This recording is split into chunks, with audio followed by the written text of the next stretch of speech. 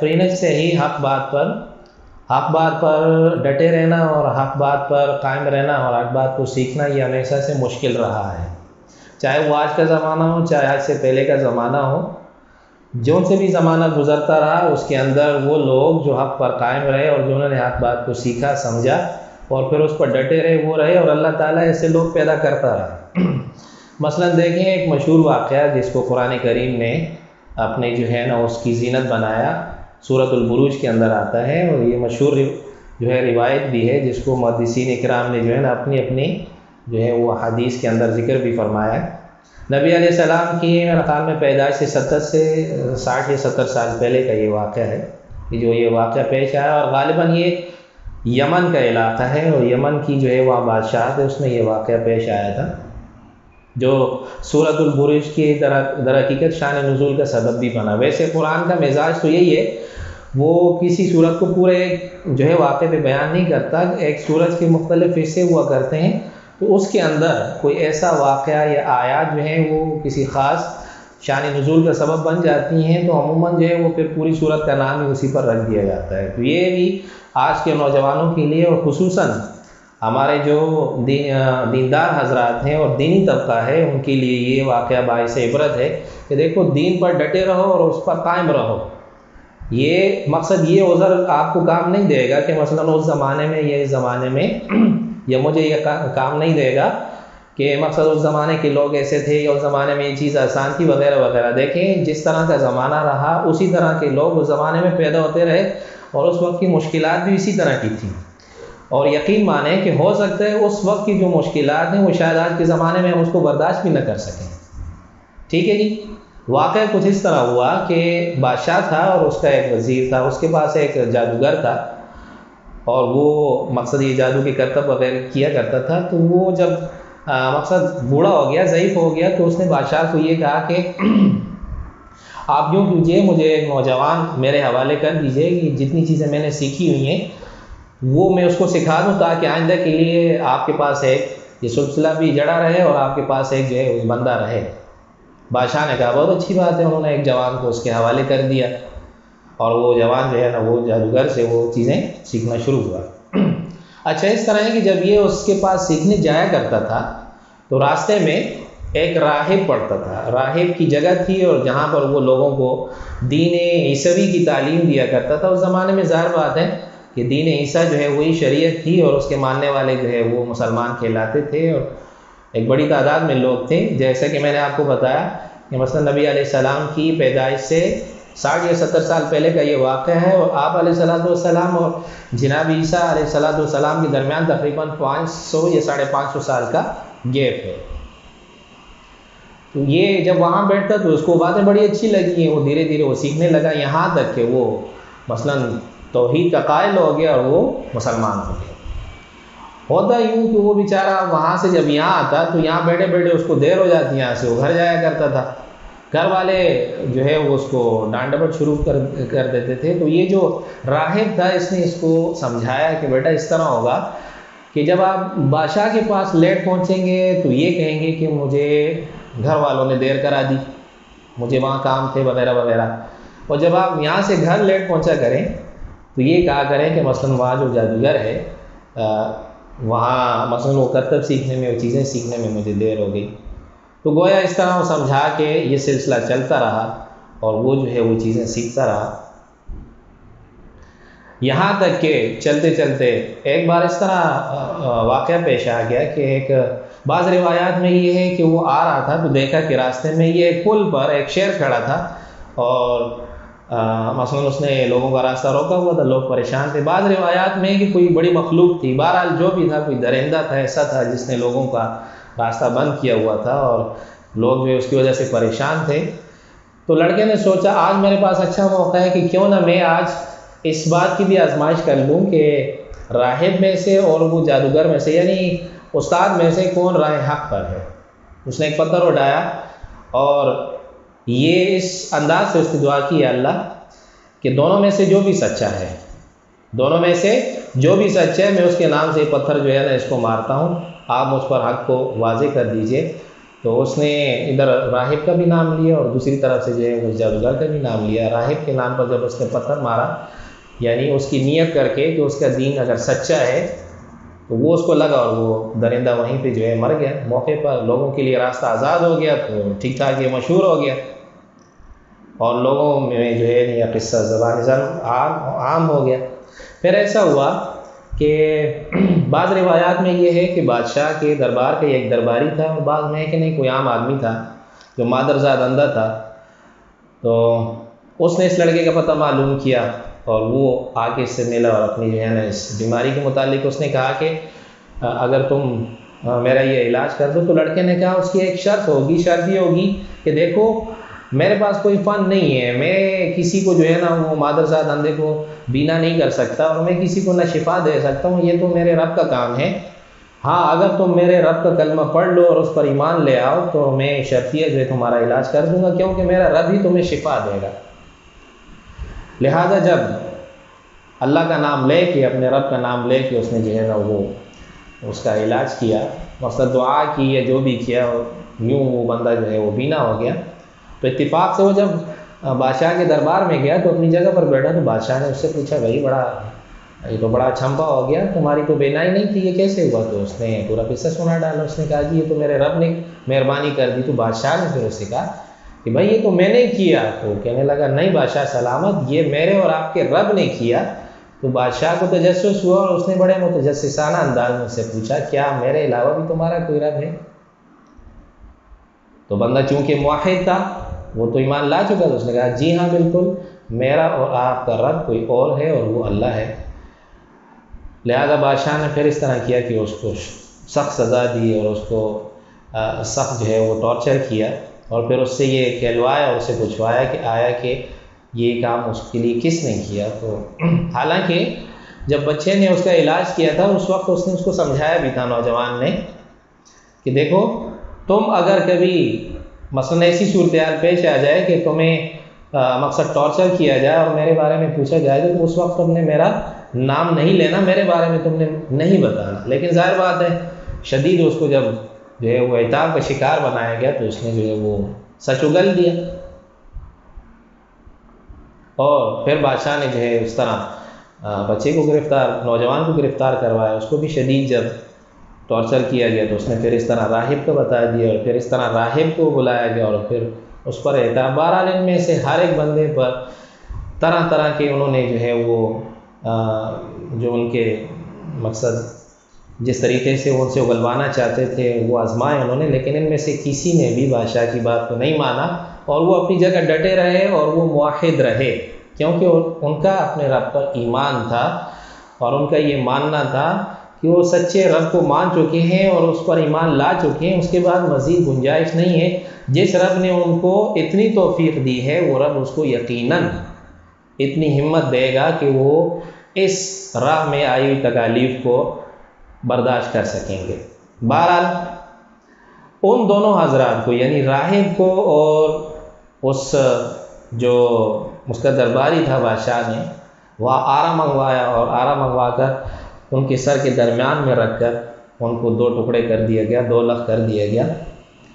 پھر بادشاہ نے اس نوجوان کے بارے میں اپنے فوجیوں کو کہا کہ اس کو لے جاؤ کسی اونچی پہاڑی پر، اور اونچی پہاڑی پر لے جا کے وہاں سے اوپر سے اس کو نیچے پھینک دے۔ چنانچہ وہ لوگ اس کو لے گئے، اور وہاں جب اس کو اوپر سے پھینکنے لگے تو لڑکے نے وہاں دعا کی اپنے رب کا نام لے کر کہ میں اپنے رب کا نام لے کر دعا کرتا ہوں یا اللہ میری مدد فرما اور مجھے ان سے بچا۔ چنانچہ روایات میں آتا ہے کہ شدید زلزلہ آیا اور وہ سارے کے سارے وہاں سے پہاڑ سے گر گئے اور اس عذاب کا شکار ہوئے، اور یہ صحیح سلامت واپس مسکراتا ہوا بادشاہ کے دربار میں دوبارہ واپس آ گیا۔ بادشاہ رہ کے حیران رہ گیا بھائی یہ کیا ہوا، میں نے تو اس کو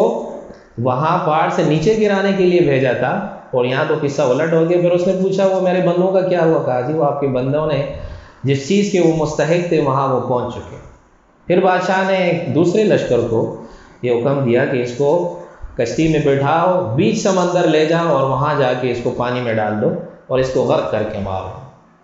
لہٰذا وہ لوگ اس کو لے کے روانہ ہوئے۔ جب بیچ سمندر میں وہ پہنچے وہاں انہوں نے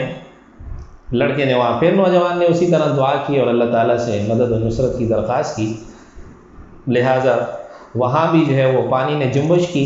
اور وہ سارے کے سارے غرق ہو گئے اور یہ نوجوان صحیح سلامت واپس آیا۔ بادشاہ کو مزید دھچکا لگا، حیرت در حیرت میں وہ مبتلا ہو گیا کہ یہ کیا قصہ ہوا، اور پھر جب اپنے بندوں کا اس نوجوان سے پوچھا تو نوجوان نے وہی جواب دیا کہ تمہارے بندے اپنے انجام کو پہنچ چکے، تم اس طرح مجھے نہیں مار سکتے۔ لہذا پھر کچھ سوچتے ہوئے اس نوجوان نے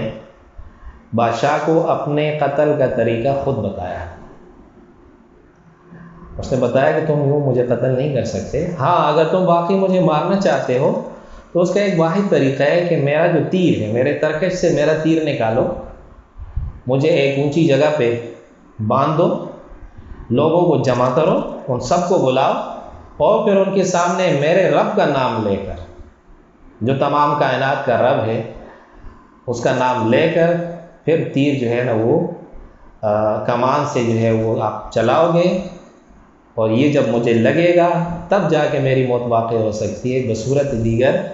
کسی صورت میں مجھے تم قتل نہیں کر سکتے۔ بادشاہ چونکہ جذباتی تھا اور حق اور سچ اور حق تو یہی ہے اور واقعہ یہی ہے کہ بغیر ایمان کے آدمی بزدل بھی ہوتا ہے اور بیوقوف بھی ہوتا ہے اور وہ احمق بھی ہوتا ہے۔ وہ اس نوجوان کی اس تدبیر کو نہ سمجھ سکا، وہ چونکہ انتقامی جذبات رکھتا تھا اور وہ کسی بھی طریقے سے اس نوجوان سے جان چھڑانا چاہتا تھا، کسی طریقے سے اس سے جان چھوٹے، اور مقصد یہ لوگوں میں مشہور ہوتا چلا جا رہا ہے، دن بدن لوگ جو ہیں نا وہ اس کی معبودیت کو چھوڑ کر، بادشاہ کی معبودیت کو چھوڑ کر وہ سچے خالق سے ان کا رشتہ جو ہے وہ جڑتا جا رہا ہے، اور جتنے دن یہ زندہ رہے گا مزید یہ اس طرح کی کوئی خوارق العادات چیزیں جو ہیں چیزوں کا اس سے ظہور ہوتا رہے گا، تو بادشاہ کو خطرہ لاحق ہوا کہ کہیں ایسا نہ ہو کہ اس سے نہ صرف یہ کہ اس کی جو ہے جو اس کا دعویٰ تھا کہ میرا خالق ہونا اس سے چھن جائے گا، بلکہ اس کو خطرہ یہ ہوا کہ کہیں اس سے اس کی سلطنت بھی نہ چھن جائے۔ لہذا اس نے بغیر کسی سوچے سمجھے لوگوں کو وہاں جمع کرا دیا، لوگ جمع ہو گئے اور ایک بہت بڑی بھیڑ وہاں جمع ہو گئی، اس کو ایک اونچے مقام پر جو ہے وہ باندھ دیا گیا، اور بادشاہ نے جس طرح اس نوجوان نے کہا تھا اسی طرح اس کی ترکش سے ایک تیر لیا اور پھر اسی کی کمان سے اللہ کا نام لے کر جو وہ تیر چلایا، جو اس کی کن پٹی پہ لگا۔ جیسے ہی وہ تیر وہاں لگا وہاں سے خون آنے لگا، تو نوجوان نے وہاں ہاتھ رکھا، خون بند ہو گیا اور اس طرح وہ دنیا سے رخصت ہو گیا۔ لیکن جیسے ہی وہ رخصت ہوا، تمام لوگ وہاں جو موجود تھے ان سب نے اس چیز کو دیکھتے ہوئے جو ہے اللہ تعالیٰ کی وحدانیت کا اقرار کر لیا، اور وہ سارے کے سارے مسلمان ہو گئے۔ بادشاہ نے جب یہ دیکھا وہ ورطہ حیرت میں مبتلا ہو گیا کہ یہ کیا قصہ ہوا، میں تو اس چیز کی مقصد نوجوان سے جان ہی اس لیے چھڑانا چاہتا تھا کہ لوگ اس سے دور رہیں اور وہ اس کے دین سے باز رہیں، لیکن یہ تو کہانی الٹ ہو گئی، اور الٹا جو کام جو ہے وہ فردن فردن لوگوں کو مار کے نہیں کر سکتا تھا وہ یہاں پر ایک ہی طریقے سے ہو گیا۔ نوجوان اپنی تدبیر میں کامیاب ہوا اور بادشاہ جو ہے وہ اپنی تدبیر میں ناکام ہوا۔ تو یہ جو لوگ تھے جو ایمان لائے تھے، یہ وہ لوگ تھے جو خندقوں والے تھے، جن کو بادشاہ نے خندق کے نظر کیا اور آگ میں ڈالا۔ یہ وہ ایمان لانے والے سارا وہ مجمع تھا جو وہاں پر جمع تھا، اور جنہوں نے اس لڑکے کا یہ منظر دیکھ کر، حالانکہ وہ پہلے ہی کافی حد تک اس کے بارے میں سنجیدہ ہو چکے تھے اور اس کی دین کے بارے میں وہ سمجھ چکے تھے، لیکن یہ واقعہ دیکھنے کے بعد خصوصاً یہ بھی اس کی کرامت تھی، بادشاہ تو سمجھ نہیں سکا، لیکن یہ اس کی کرامت تھی کہ اس نے اپنے قتل کا طریقہ کار خود بادشاہ کو بتایا، اور بتایا بھی کہ جب تک وہ یہ نام پڑھے بغیر، یعنی بسم اللہ کہے بغیر وہ یہ تیر نہیں چلائے گا تو اس وقت تک اس کی یہ موت واقع نہیں ہو سکتی۔ تو اس سے بڑھ کر مزید ان کو کس کرامت کی ضرورت تھی۔ بہرحال وہ ایمان لائے تھے، تو بادشاہ نے پھر وزیروں کو اور اپنے غلاموں کو، نوکروں کو حکم دیا کہ ان میں سے ہر ایک کو پکڑو اور اس کو یہ کہو کہ مقصد اپنے دین سے باز آ جائے، جو مان جائے ٹھیک ہے، جو نہ مانے تو پھر اس کو جو ہے آگ کے نظر کر دیا جائے۔ لہٰذا اس سلسلے میں پھر جو ہے یہ خندقیں کھودی گئیں، بڑی بڑی خندقیں کھودی گئیں، بعض میں اس کی مختلف گہرائیاں بتائی ہیں، اور آگ جلائی گئی، اور شدید آگ جلائی گئی، اور یوں لوگوں کو وہ پکڑ پکڑ کے لاتے رہے، اور پھر ان کو یہ کہتے رہے۔ کسی ایک آدمی نے بھی بادشاہ کی بات پہ کان نہیں دھرا، وہ سچا اور پکا ایمان لا چکے تھے، اللہ تعالیٰ نے ان کو جو بشاشت قلبی سے نوازا تھا، اور اللہ تعالیٰ نے جس طرح ایمان کے لیے ان کا سینہ کھولا تھا، یقیناً ایک بہت بڑی سعادت کی بات تھی، اور ان میں سے کوئی بھی اپنے دین سے منحرف نہیں ہوا۔ ہاں، ایک عورت کے بارے میں ایک واقعہ جو ہے وہ نقل کیا گیا، اور وہ بھی اس وجہ سے نہیں کہ خدا نخواستہ وہ اپنے دین کے بارے میں جو ہے کسی شک و شبے میں مبتلا تھی، بلکہ اس کی گود میں ایک دودھ پیتا بچہ تھا۔ وہ جب اپنے دودھ پیتے بچے کو لے کر آئی، اس بچے کی خاطر تھوڑی سی وہ ہچکچائی، تو جن بچوں نے ماں کی گود میں کلام کیا، ان میں سے ایک بچہ یہ تھا کہ جس بچے نے پھر کلام کیا اور اپنی ماں سے کہا کہ اے والدہ جان، آپ حق پر ہیں، آپ گھبرائیں نہیں، اور اس چیز سے گھبرائیں نہیں، اللہ تعالیٰ آپ کے لیے راحت کا سامان پیدا کرے گا۔ اس بچے نے یہ جب والدہ کو یہ تسلی بھرے کلمات کہے تو اس کی والدہ جو ہے اس کا دل مطمئن ہوا، اور پھر اس طرح وہ بھی آگ میں کود پڑی۔ روایات میں آتا ہے کہ اللہ تعالیٰ نے اپنے فرشتوں کو اور ملائکہ کو اس وقت حکم دے دیا تھا کہ یہ جتنے بھی میرے بندے ہیں جن کو آگ میں پھینکا جائے، آگ کے چھونے سے پہلے ان کی روحیں قبض کر لینی ہیں، تاکہ کسی قسم کی آگ کی ایذا ان کے جسموں کو نہ پہنچ سکے۔ تو جتنے بھی لوگوں کو روایات میں آتا ہے، بعض روایات میں 30,000، بعض روایات میں 25,000، بہرحال 20 سے 30 کے درمیان کا فگر جو ہے وہ بیان کیا گیا کہ جو لوگ اس جو ہے خندقوں کے نظر کیے گئے، اور ان کو جو ہے صرف اس لیے ان کو یہ سزا دی گئی، جس طرح کی سورہ میں آگے بتایا گیا کہ وَمَا نَقَمُوا مِنْهُمْ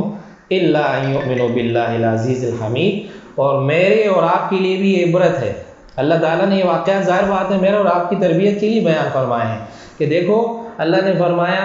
یہود و نصارہ، یہودی تمہارے دوست نہیں ہو سکتے، نصارہ تمہارے دشمن جو ہے وہ دوست نہیں ہو سکتے، ایون جتنے بھی مذاہب والے ہیں یہ سارے آپس میں ایک ہیں، اگرچہ ان میں بھی دڑے بندیاں ہیں، لیکن ان کا موٹو ایک ہی ہے، ٹھیک ہے۔ اور آپ کا جرم ان کے سامنے کیا ہوگا؟ وَمَا نَقَمُوا مِنْهُمْ إِلَّا أَن يُؤْمِنُوا بِاللَّهِ الْعَزِيزِ الْحَمِيدِ۔ ان لوگوں کا قصور کیا تھا؟ اللہ تعالیٰ خود ارشاد فرماتے ہیں کہ سوائے اس کے کہ وہ اللہ پر ایمان لائے تھے، وہ زبردست اور حکمت والے اور طاقت والے اللہ تعالیٰ پر ایمان لائے تھے، سوائے اس کے ان کا اور کوئی قصور نہیں تھا۔ یہی وہ وجہ تھی جس بنا پر یہ جو بادشاہ تھا، جس کا نام مختلف روایات میں جو بیان کیا گیا، ذو نواس اس بادشاہ کا نام تھا، اور وہ جو نوجوان جو گزرا جس نے جام شہادت نوش کیا تھا، ان کا نام جو ہے عبداللہ ابن تامر تھا، اور اللہ تعالیٰ نے ان کو بڑے مرتبے اور مقام سے نوازا۔ ان کے بارے میں مزید یہ کرامت کا ظہور ہوا کہ روایات میں آتا ہے کہ عبداللہ ابن عمر ابن خطاب رضی اللہ تعالیٰ عنہ کے زمانے میں کسی وجہ سے یہ نوجوان کی قبر کو کھودنے کی ضرورت پیش آئی، شاید یہ انڈونیشیا میں یہ واقعہ پیش آیا یا بہرحال کسی اسلامک ملک میں یہ واقعہ پیش آیا تھا۔ تو انہوں نے مقصد اس وقت کی سرزمین کے لحاظ سے جو ملک موجودہ جو ہے وہ مقصد جو اس کی زمین ہے وہ یا تو انڈونیشیا یا ملائیشیا یا کوئی اور کنٹری ہے، تو وہاں کے لوگوں نے پھر یہاں خط بھیجا تھا سیدنا عمر فاروق رضی اللہ تعالیٰ عنہ کو، اور پورے احوال بیان کیے۔ تو انہوں نے جب قبر کھودی تو عبداللہ ابن تامر جو ہے وہ بیٹھے ہوئے تھے اپنی قبر مبارک کے اندر، اور انہوں نے اپنا ہاتھ جو اپنی کنپٹی پہ رکھا ہوا تھا، اور ان میں سے کسی آدمی نے ان کا ہاتھ ہٹایا تو وہاں سے اسی طرح تازہ خون بہنے لگا جس طرح کہ ابھی ان کو چوٹ لگی ہو، اور اس نوجوان نے پھر واپس ان کا جب ہاتھ رکھا تو وہ خون اسی طرح بند ہو گیا۔ یہ سارے واقعات جب انہوں نے وہاں مقصد خلیفہ وقت کو بھیجے تو آپ نے فوراً ان کو یہ خط واپسی میں لکھا کہ ان کو اسی شان کے ساتھ دفنا دیا جائے اور کسی چیز سے تعارض نہ کیا جائے، جس حیت میں آپ لوگوں نے ان کو پایا ہے ان کو اسی حیت میں۔ تو یہ ایک مزید منہ بولتا ثبوت تھا کہ دیکھیں جب اللہ کے ولی اللہ کے دین کے لیے کھڑے ہو جائیں تو اللہ تعالیٰ ان کو کیسی حیات نصیب کرتا ہے۔ زندگی میں تو اللہ تعالیٰ ان کو امر کر ہی دیتا ہے، اللہ تعالیٰ ان کو نوازتا ہے ہی ہے، اور مرنے کے بعد بھی اللہ تعالیٰ ان کی جسد کو کس طرح محفوظ رکھتے ہیں، اللہ تعالیٰ کس طرح ان کی حفاظت فرماتے ہیں۔ یہ واقعہ ان تمام چیزوں کو بیان کرتا ہے کہ اے نوجوانوں، اے دین محمدی کے سنبھالنے والوں، اس پر ایمان لانے والوں، اللہ نے بہت بڑی تمہیں نعمت سے نوازا ہے، یہ کوئی معمولی نعمت نہیں ہے۔ اس نعمت کا اندازہ تو اس دن ہوگا جب کافر سے پوچھا جائے گا کہ وہ ایمان کیوں نہیں لایا، اور جس طرح کہ قرآن نے کہا ہے کہ وہاں تو کوئی بھی نہیں ہوگا، وما لہ من قوت ولا ناصر، نہ تو جو ہے کوئی قوت ہے نہ تو کوئی مددگار ہے، ما اغنی عنہ مالہ وما کسب، نہ اس کی کمائی اس کے کام آئے گی نہ اس کا مال کام آئے گا، وہاں کام آنے والی کوئی چیز نہیں ہے۔ اس وقت پھر آپ کو اس ایمان کی ویلیو کا اندازہ ہوگا کہ کس قدر قیمتی چیز ہے۔ پھر میں نے کہا جو لوگ ڈٹے، جنہوں نے واقعی اس نعمت کو، اس کی قدر کا احساس کیا اور پھر اس پر ڈٹے رہے، تو کس طرح اللہ تعالیٰ نے جو ہے نا ان کی اس دنیا میں بھی نصرت فرمائی اور آخرت میں تو اس کے وعدے ہیں ہی ہیں۔ یہ واقعہ ان تمام چیزوں کو بیان کرتا ہے۔ اللہ رب ذوالجلال کی بارگاہ میں دعا ہے کہ اللہ پاک مجھے، آپ کو، ہم سب کو